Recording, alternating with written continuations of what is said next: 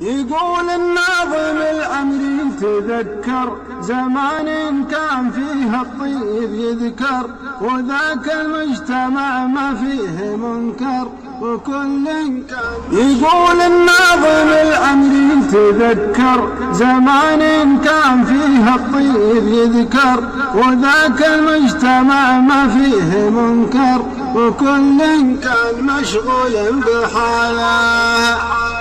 عسى الله يسقي أيام البساطة زمان ما تلوث بالوساطة، وكان الجار بالجار ارتباطه، وكان الوصل ممدوده حباله، وكانوا في منافعهم سوية إذا نادوا بعضهم ما تعيا، ولا من قيل هيا قال هيا على درب المكارم والجماله. وكان الشخص يسمع قول عمه إذا ناداه حالا راح يمه، يلبي لو طلب روحه ودمه، وهذا سلم رواد الشكاله.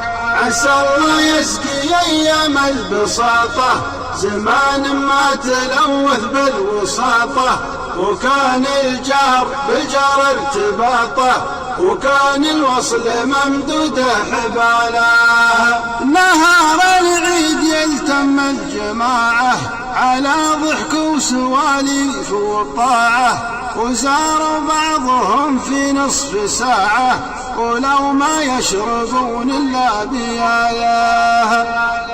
وكان الغيث ينزل كل ليلة نرى المطلع لنا سلسلة، وصارت الأرض الخضرة جميلة وشكل العشب من شافه سعاله.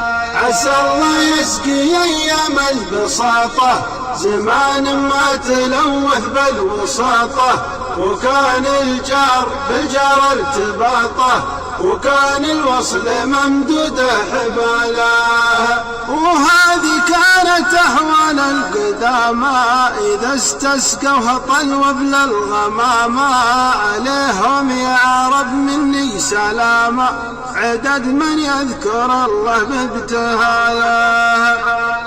وفي هذا الزمن قل التراحم بعد ذاك التواصي والتلاحم، على العصيان يا كثر التزاحم إذا قفى شر جا شر بداله. عسى الله يسقي أيام البساطة زمان ما تلوث بالوساطة، وكان الجار بالجار ارتباطه، وكان الوصل ممدوده حباله. كثير الناس يهوون التقاطع بعد ما كان نجم الوصل ساطع، برز سيف الحسد مسلول قاطع، كثير من هجر عمه وخاله. ويا كم واحد يحسد قريبه على شانه تغانى يا مصيبه، ما وده اخوه يتهنى نصيبه تشوفه ينتظر ساعة زواله.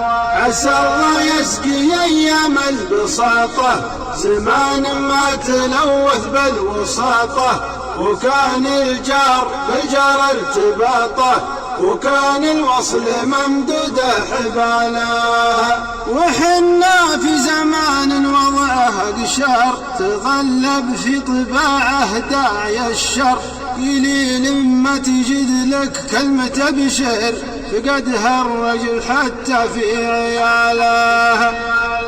نصلي في السنة 20 مرة للاستسقاء ولا هلي قطره، بلانا من معاصي مستمرة ترد الخير عنا بأي حاله.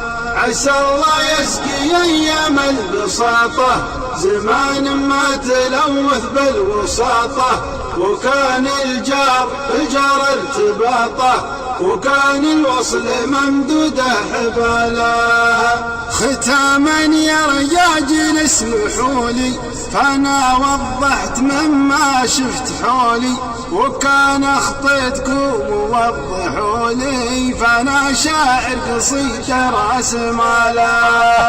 عسى الله يسقي ايام البساطة زمان ما تلوث بالوساطة، وكان الجار بالجار ارتباطه، وكان الوصل ممدوده حبالا.